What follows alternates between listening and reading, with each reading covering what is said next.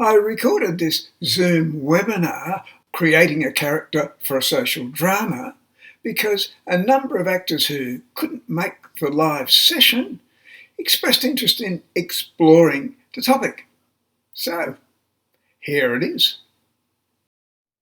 Welcome. And purpose of tonight is to talk about that extraordinary bit of television that's been kicking around on Netflix called Adolescence. How many of you have seen it? No, On the first episode. right. Okay.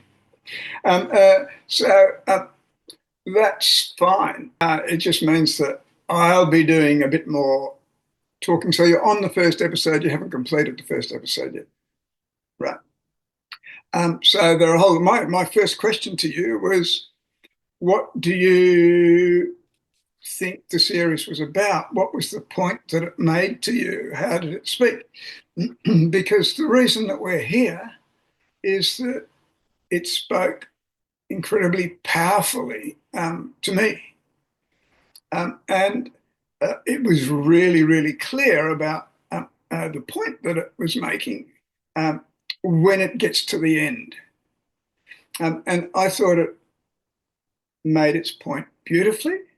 And I thought that it also did it, considering it's such a dark story, because it's a story about a 13-year-old boy who's killed a girl in his class. So it's or in his school. So it's a really dark story, and yet it's got humanity and hope to it. And yeah, it had a big impact on me. And what's more, it reminded me of another show that I saw in like 1967. And this was a show called Kathy Come Home, directed by Kenneth Loach, who was a director who inspired me and whose working model I actually endeavoured to follow. And Kathy Come Home was the story of a single mum with a couple of kids who's just battling to survive against the British system, right? Against the social workers and the government departments that are meant to be helping her, the problems she's having with housing. And it was shot like a documentary. It wasn't shot as continuous action the way this one was. It was shot like a documentary, but it was incredibly present. And it effectively, when it went to air, it stopped Britain because of what it had to say about how their society was functioning at that time. For me, Adolescence, all that time later, is making the same sort of impact because it's dealing with a social issue that affects us all, that we're all part of.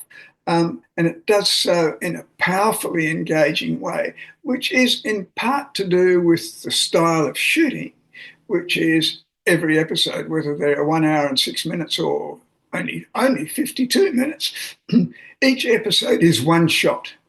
So it's continuous action throughout the show and live action, effectively. So it's actually kind of like watching a play, a teleplay.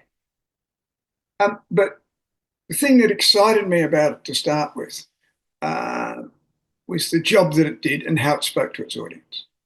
Because the creators of it, who's it, Stephen Graham is the actor who was part of the joint, it was his initial idea, I think, and he's joint creator with the writer. He didn't want it to be a murder whodunit.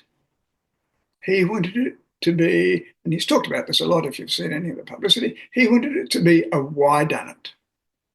And so his aim was at the end of the 4 episodes for us to understand why this horrendous event happened.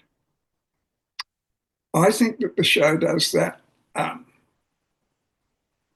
with a very purposeful insight, because for me, the message is that we are all responsible. When I was thinking about that, because this is getting here to talk to you about it tonight has been sort of an evolution in that I thought it did this job so well, and the characters did such an effective job in delivering the story that it occurred to me that thinking of character in this context, and I'm not going to tell you anything new, you're not going to hear anything that you haven't heard before, but thinking of character in this way is not what we do in classes. And so this is the opportunity to look at what happens when you have 4 episodes that have a clear purpose, that are heading towards an ending, which makes the point that, in my words, that we're all responsible. But if and when you watch it, you might have a slightly different view to me, which is fine. That's sort of the individual nature of the perspective that we bring to things. But my firm belief is that we're all going to be in the same ballpark. And we're all going to be in the same ballpark because the program itself is so purposeful in its focus. So what I wanted to do is have a look at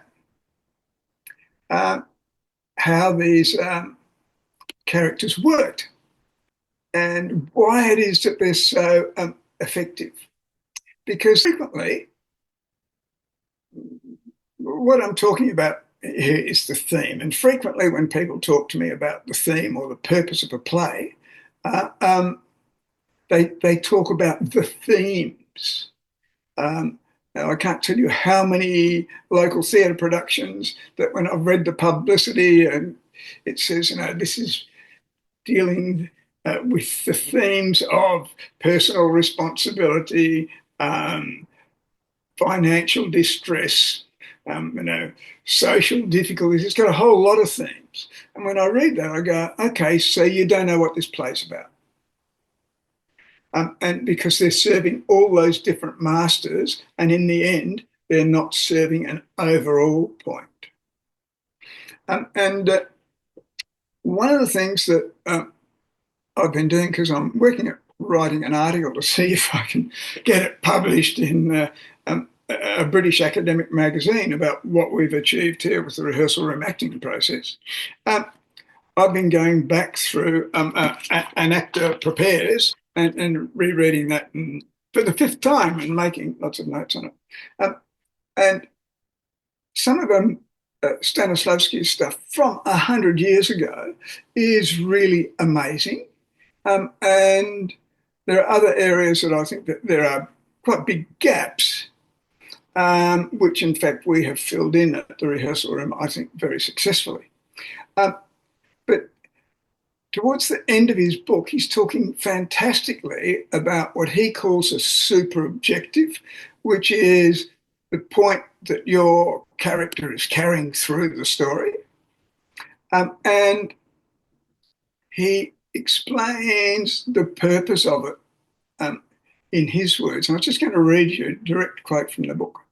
He wrote, "In a play, the whole stream of individual minor objectives, all the imaginative thoughts, feelings, and actions of an actor should converge to carry out the super objective of the plot.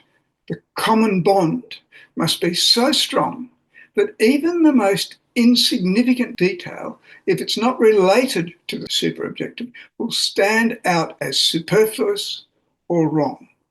So what he's saying is that everything has to be directly aligned, has to be related to the super objective, as he calls it. Those are his words. And if not, it will be irrelevant or superfluous to the telling of the story. I myself prefer to use the word theme, or more specific terms like the point of the story or the message the story is conveying, rather than super objective. But irrespective of what your label is, the point that he's making about it's got to be directly focused or it's superfluous is really relevant. And he goes on to say, also, this emphasis towards the super objective must be continuous throughout the whole play. And that's what I think this production has achieved. I don't think there's any moment where there's a scene where I go, yeah, what's that there for? Everything is working towards the point. So if we stop to think about a teenage boy killing a teenage girl, and what Erin is discovering, that we're finding out this sort of massive intrusion into the family as the cops come to arrest him, and the family having to cope with uh, their confusion of the moment because they don't understand what's happening. And we're following the detectives dealing with this and the decisions they have to make, and the lawyer who's uh, allocated to look after his case and so on. Uh, all this, with all that sort of detail, have you got any thoughts about what other themes, what other things are going to be included under this umbrella of, in the end, we're all responsible? Can you guess at the sorts of things that your life experience tells you is automatically there? My guess is trauma. The reason why the boy killed the girl could have been from childhood trauma.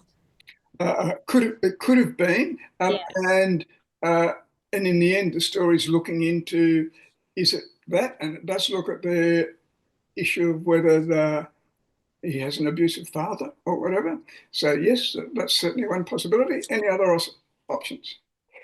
Um, I haven't like I've the first episode is obviously really setting up who you're following and those sorts of things. So I'm interested to see where it goes, but I'd probably say something as simple as wanting to show childhood safety and what happens when a child doesn't feel safe, Oh, like right. the results of it. Yeah, sure, cool. And that aligns with trauma as well, doesn't it? Yep. Yeah. Any other issues? Because the things that popped into my mind. Neglect. Sorry, neglect. Neglect. Oh, yeah, cool. Yeah, The things you would do for love, Right, cool. unconditional love. Yep, right. seeking attention, Uh, maybe. yes, it could be about that. The things that I threw down on a list, kind of based on, because I have seen the show, I threw down alienation as an area that it explores family relations and how families work.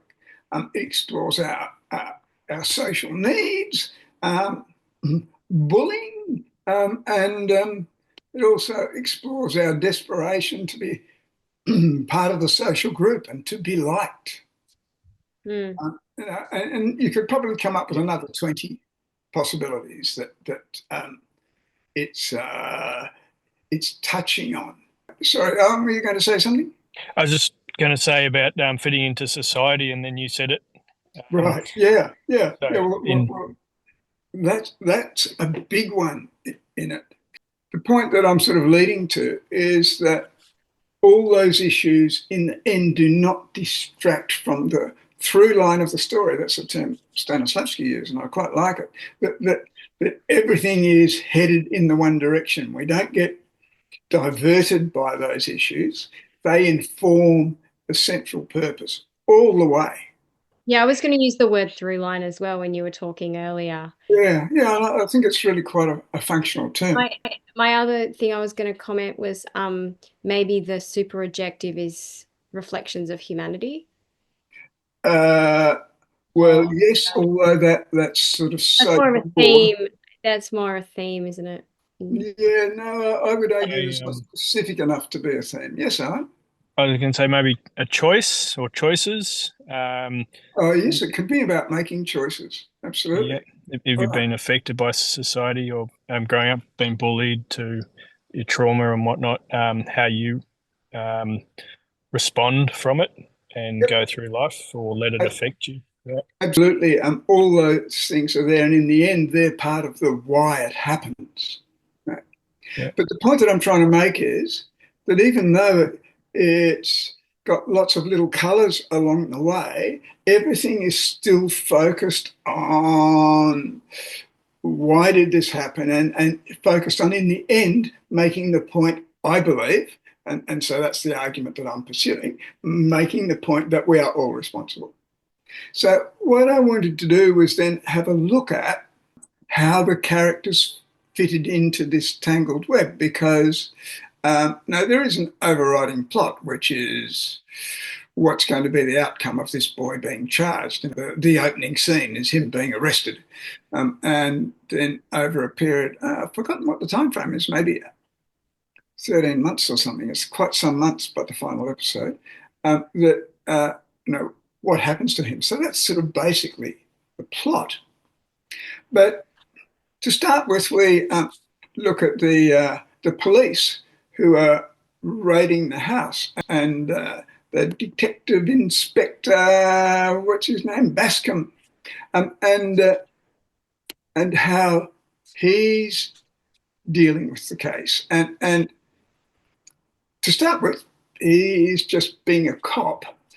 But in the second episode, where he goes to the school to look at all the young people who know this boy, who know Jamie, then we see him with his own son, because his own son is at the school. And what we do is get a glimpse of, through a discussion with his workmate, that uh, he is obsessed by his job, and therefore he doesn't have much contact with his teenage son.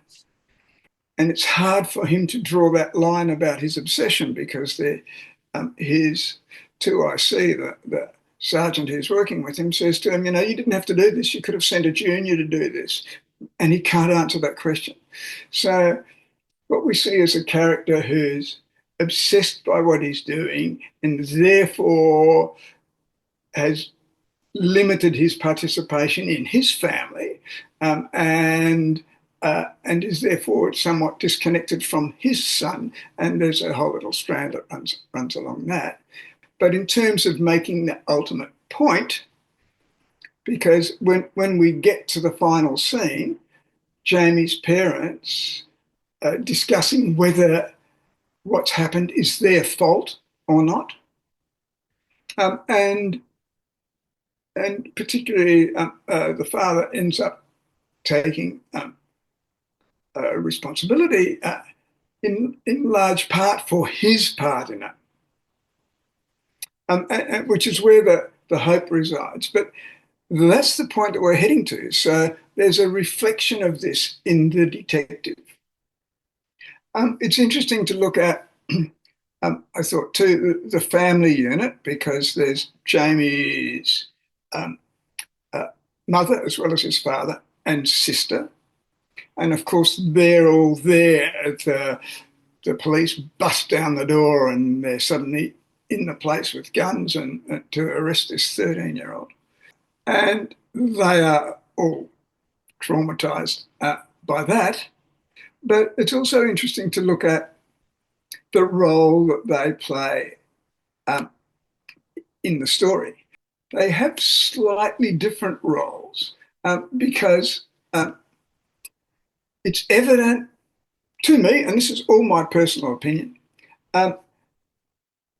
it's evident to me that this is a good family, and the mother is great at holding it together.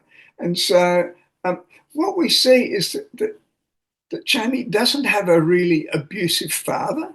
He has a father who perhaps had a father who was like that himself, but and how that emerges in Jamie's dad is that he does have outbursts of almost uncontrollable temper where he's very determinedly going some way from which he pulls back, but he has these erratic behaviours, and so and what we see is Jamie's mother working at trying to manage that without creating a major, and so she's maybe part of keeping the lid on things, but she's also part of not putting a stop to that behaviour. Now, this is a man who, though he can behave like that, is also very supportive, good fun, loving, a sensible, hardworking dad in lots of ways. But he does have that aspect of his behaviour, and she has an aspect of her behaviour which she doesn't come out going, "Oh, stop it." She allows it to be and tries to moderate it. And so we get this tapestry of things that are influencing the outcome, none of them directly impinging on it. And then there's the daughter. The daughter is really interesting too, and she only has a small part in it, but she's really important because she is an important part of the resolution in the final episode. We don't see her in the second or third episode. She's only in the first and the last. But the interesting thing, again, in this context to think about is, okay, so if you know the journey that your character is on, as we've described with the father and the mother, then if you are playing those roles, how do you make the decisions to create that character? What are you going to put in place that creates that character that does that job? And look, here we're talking about the same things that we always talk about. And the only difference between this program and any other program, in my view, is the point of it so incredibly clear. And the network that the whole cast have created because of the production is so beautifully entangled that's why I'm talking about it. But this shouldn't be any different to any show or any story you're telling. It's what Stanislavski was talking about, is that your character should be supporting the overall objective all the way in everything it does. If we were going to meet the dad, well, in the first episode, we don't really get to meet him as a person because he's in a state of shock and he's confronted with this major problem to deal with, and his son's in a police station and there's this horrendous news to cope with, and he's just battling to stay afloat, as they all are. We catch glimpses of him at the end of the second episode. But if you're looking at him in the final episode, and we want to paint a picture of this man who ends up taking responsibility for the part that he's played in it, where would you start him? Where would you start his story arc?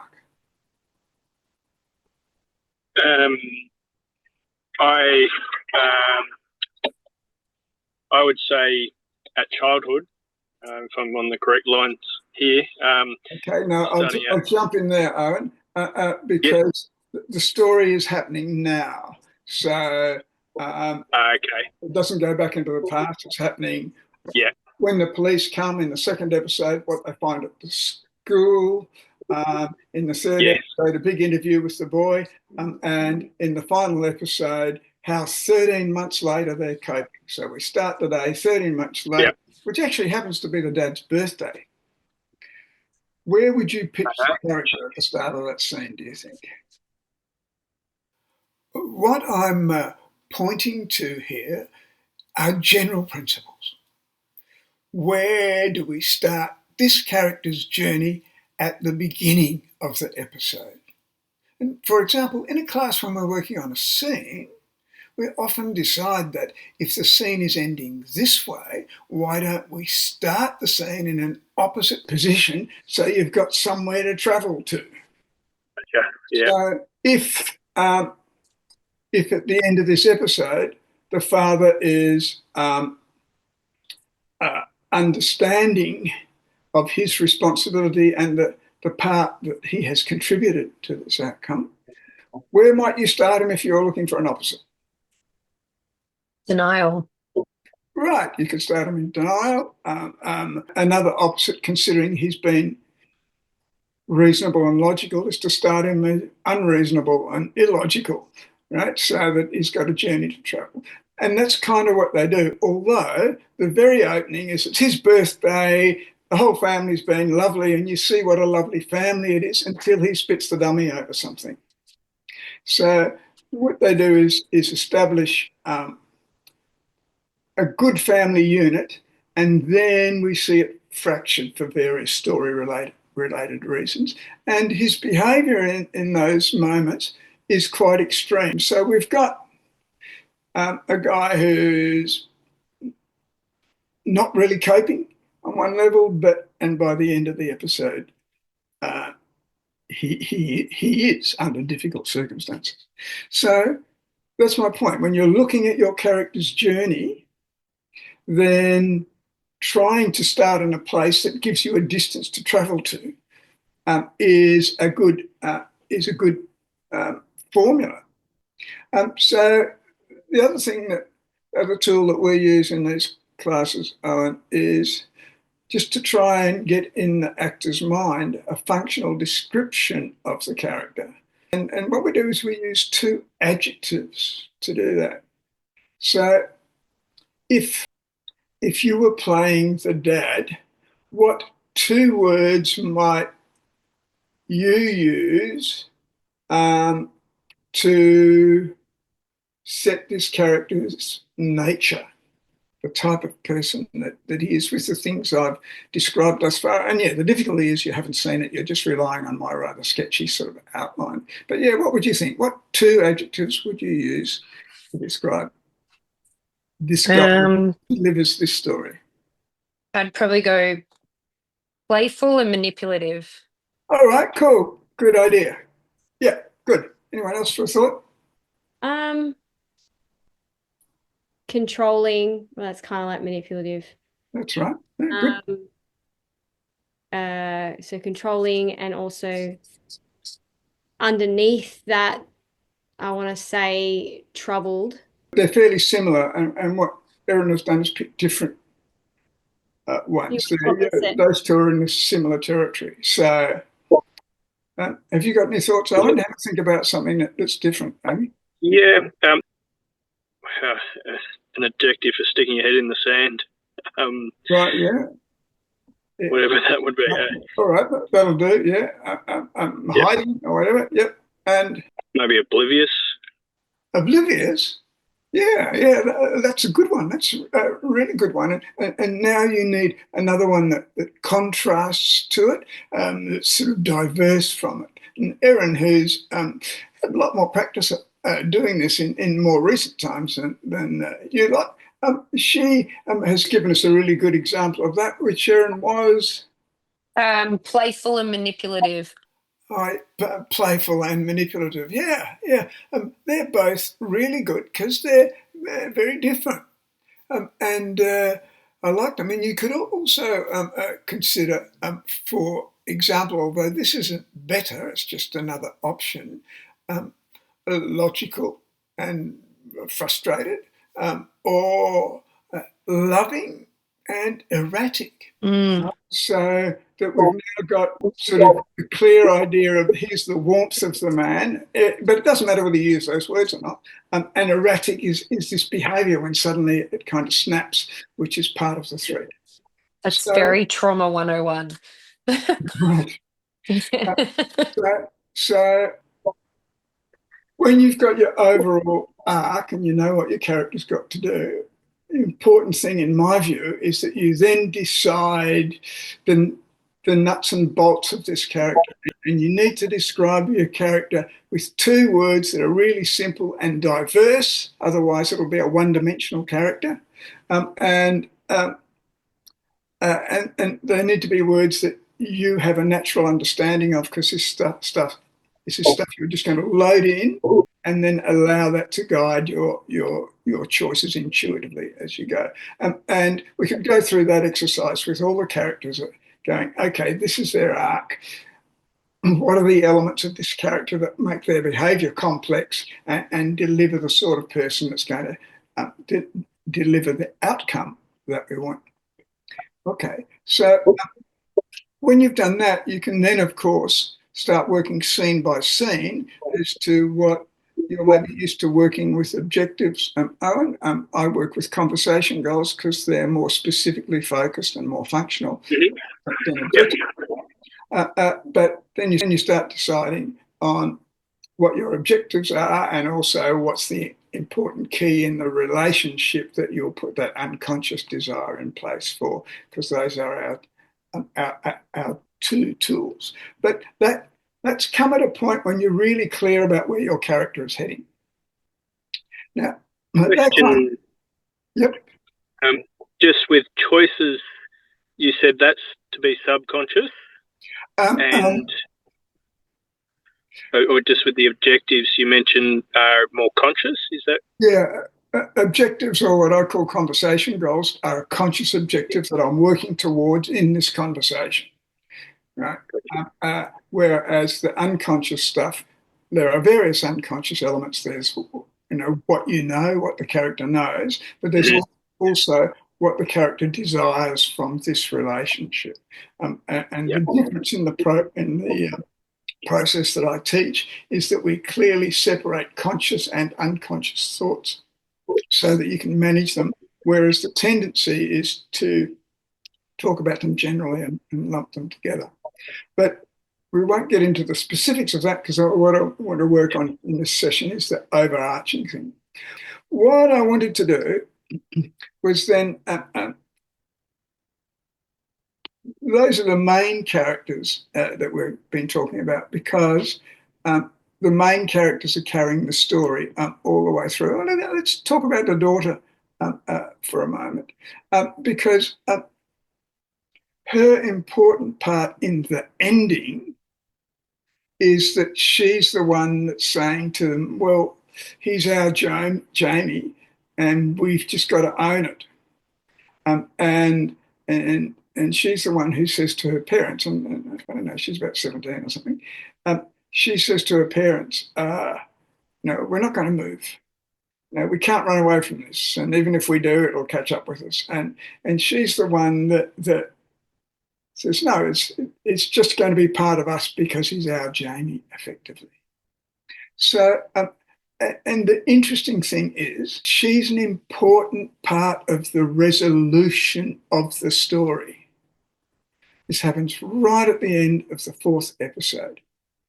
And what we've seen is, in episode 1, the family totally disrupted.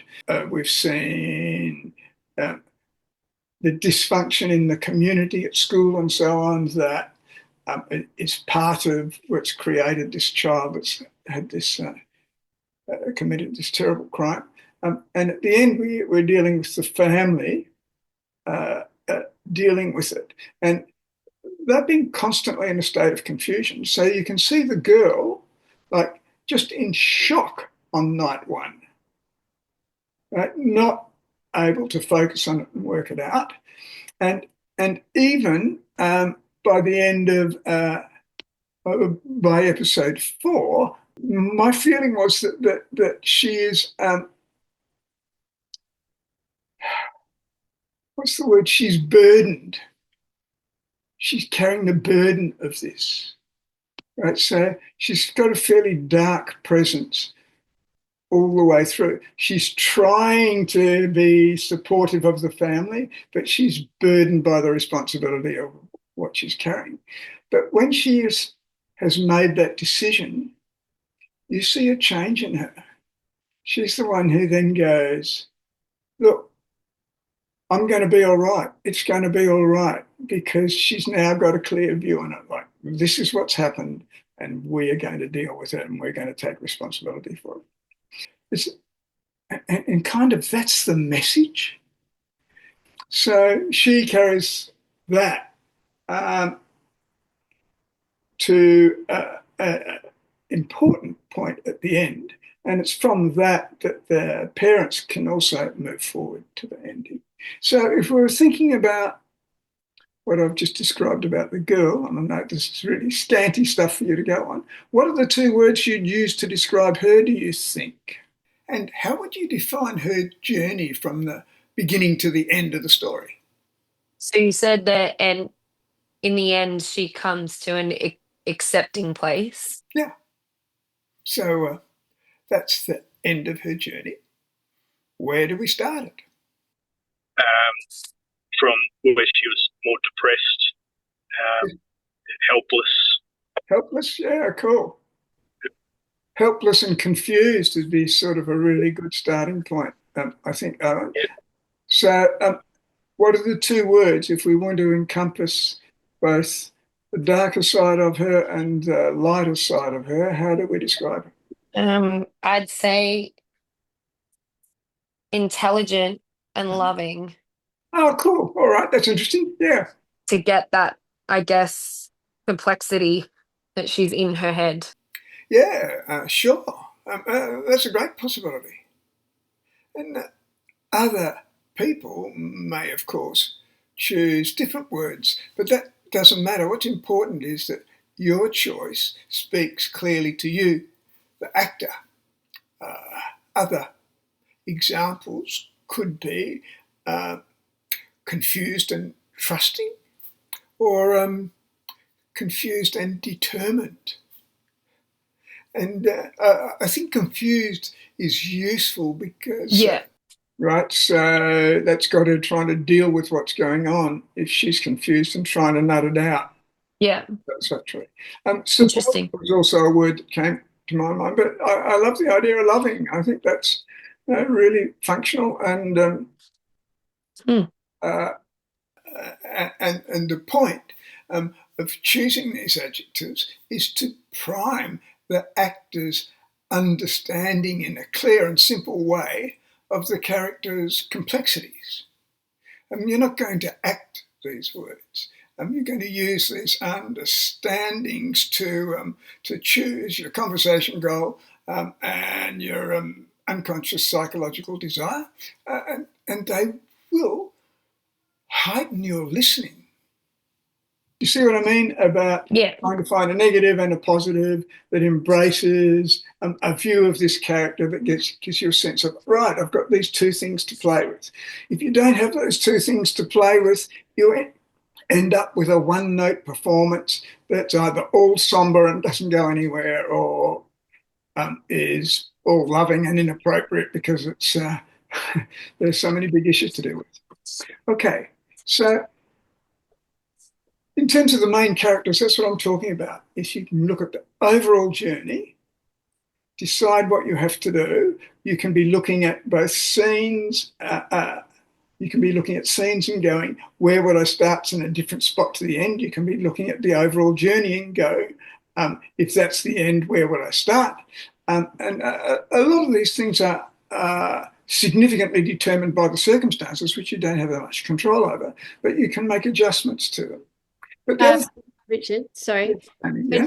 When you say looking at the journey, can you relate that to like a monologue as well, even though it's not from a whole scene or a whole...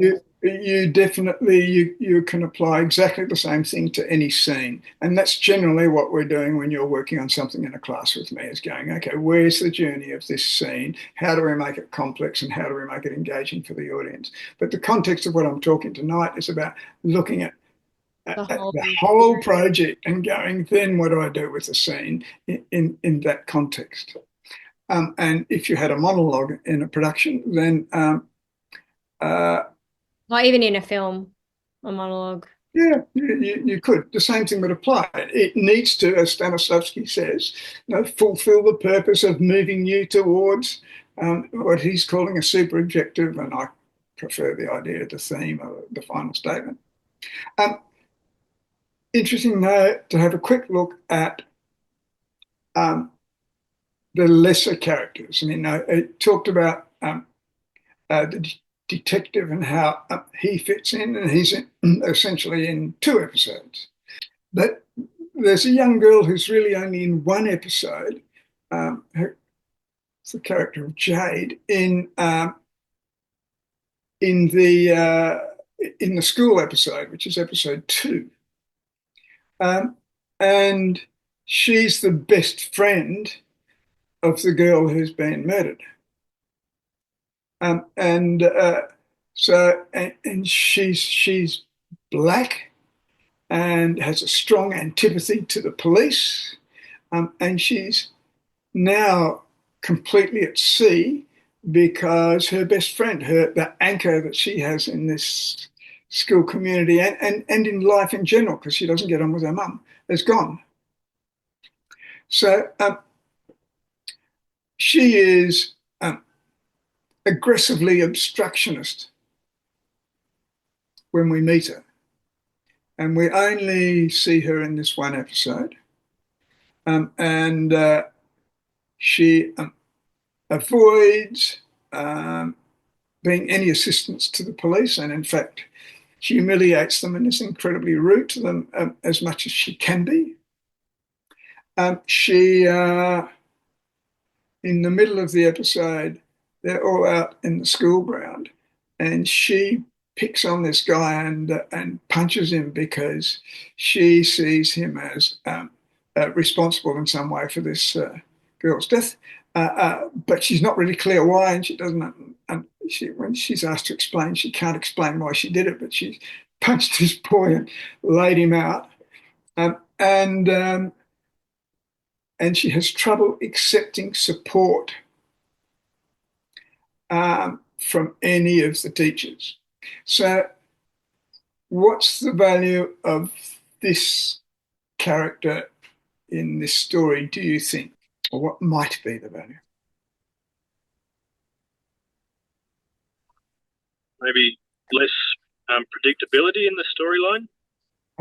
Yes, she's very unpredictable, but I'm wondering what that tells us about her and how that takes us towards the end of, in this case, taking a responsibility.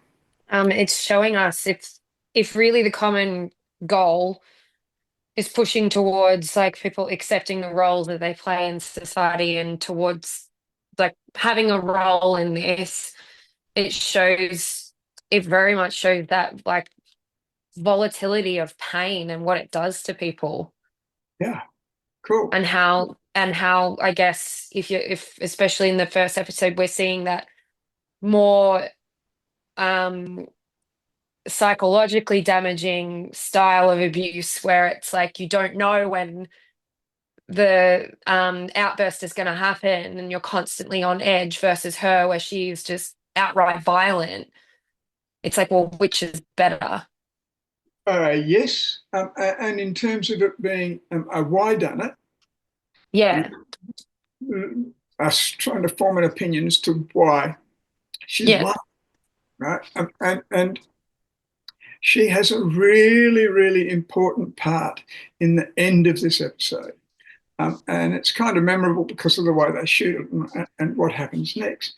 But essentially, we see her at the end of the day going home. Who knows? You know where for her to go, and the camera just follows her while she's undecided about which way to go and what to do next. And so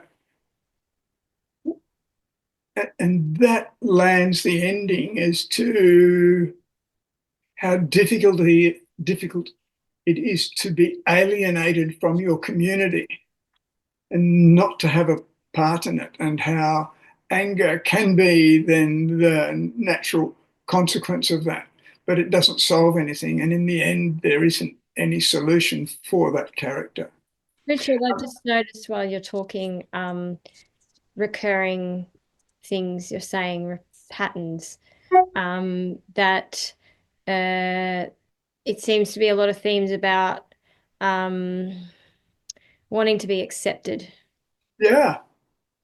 Yeah, and because a huge part of this story, what the cop decides when he goes to the school is there's a whole lot of stuff going on behind the scenes on social media and messaging, which he just doesn't understand, but it's having a huge impact on these kids' lives. And a lot of bullying going on, in that medium, which is having a big impact. Right? He doesn't understand. He's too bloody old to understand it at 38 or something.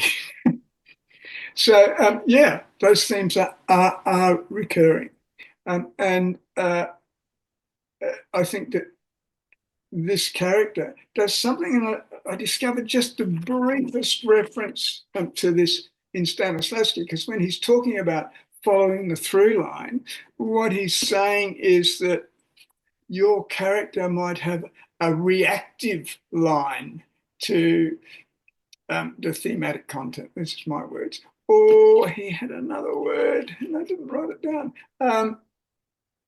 That there are a counterpoint, so that your character might be a counterpoint to the main measure. Your character might be pointing out either how good things could be if you didn't make the bad decisions, or your character might be pointing out how bad things could get to having made not so good decisions. Now, characters don't necessarily just have to be feeding the, oh, in the end, we're going to.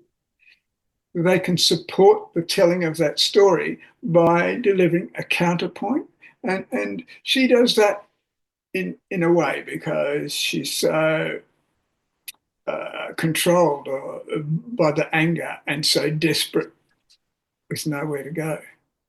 But she's a minor character. She's only got a few scenes, and we see the level of that, and we see how little hope she has in resolving it at the end of this episode, which is, again, a potent bit of storytelling.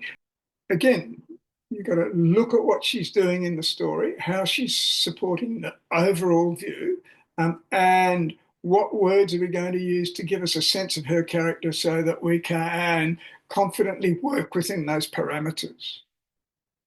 Does that make sense? Cool.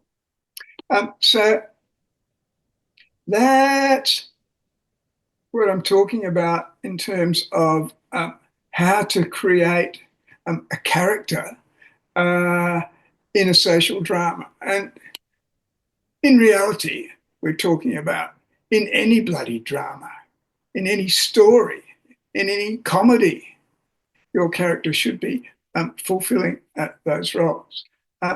Or fulfilling the role that you've determined that delivers the story. And there are lots of other examples that I won't go on about now because we've been chatting for an hour. But the teachers, some of them who only have one scene or two scenes, that they all are doing their little bit in terms of this tapestry of how our behaviour contributes to this world in which this thing is possible. So, in summary, I suppose what I'm saying, when you're creating a character for your story, which is beautifully illustrated in this, what I'm calling social drama, you need to know the story. And when I say that, you know the story, you know the point of the story. Why are we telling this story? What's the reason? And then you're going to position your character to travel from beginning to end to tell that story. And in doing that, you're going to look at different positions, that the starting point is different to the end position. Otherwise, your character doesn't have a journey. Your character will be at the end when you're at the beginning. So position your character to tell the story from beginning to end. Describe your character type with two different words that give you counterpoints to the elements of their behavior that are going to stop them being one-dimensional. And then you can create your choices scene by scene, which is what you're doing with your conversation goal, and what you're doing with the unconscious relationship element that your character is dealing with, so that you can consistently move towards delivering the ending of the story that we've all agreed to. But the new thing you pointed out tonight, which I haven't heard before, is counterpoint. So what was that point you made about that? I mean, in the case of the father, what we're saying is his journey is the point of the story, right? But Okay. in the case of Jade, the schoolgirl, she's kind of a counterpoint of where you end up when you're affected by this stuff and you're out of control and without any support, there is no hope, is maybe the point of her story. Whereas the family story ends up, we see what the support network is, even though it's ended up with this disastrous thing. So counterpoint's a way of contrasting. Sorry, you mentioned a counterpoint in a sense that, correct me if I'm wrong, but that the characters are a counterpoint to each other, bringing other things out of them. Is that what you mean? Exploring more diverse elements of the drama and the theme. Do you think that has to do with the characters are a reflection of the other character in a different way? Sort of like the characters are learning from each other? Because a counterpoint might be the role of the antagonist. And then the antagonist not only delivering, the oppositional drama, but it's also making a point that if you live that way, that's what you end up being, or whatever. So possibly, but not always. Erin, Rich, just on that point, what you're saying, I wrote down that when you were speaking about counterpoint was not necessarily about the character itself, but where your character is positioned in the whole story. So I wrote down for my own articulation that it is your character, it's essentially in support or opposition to the common objective. excellent. Is that sort of what you meant? So of course there's going to be like what Amy was saying about reflection and learning and the counter friction and things that happen between characters. But to my understanding, a counterpoint in Stanislavski's terms is about the overall objective. Yeah. So it's almost like, are you in opposition to it or are you moving it along? But still moving it along by being in opposition to it. Absolutely. And it's moving the point we're trying to make along as well. Yes. Okay. Cool. Thanks so much and well done. Considering you didn't know the production itself, it's also interesting to see in terms of the contributions you've made, how often those key ingredients are just basic understandings of human behavior we all have. Okay. Well, guys, look, thank you so much. Thank you. You've enabled me to sort of have a crack at explaining why I think this is useful to us and why it helps us talk about stuff that's beyond what we normally get to accept briefly in a theoretical way in classes. But what we're talking about is how to position your character in the overall story so that everything that happens is contributing to the final point we make, which is why we are telling the story in the first place.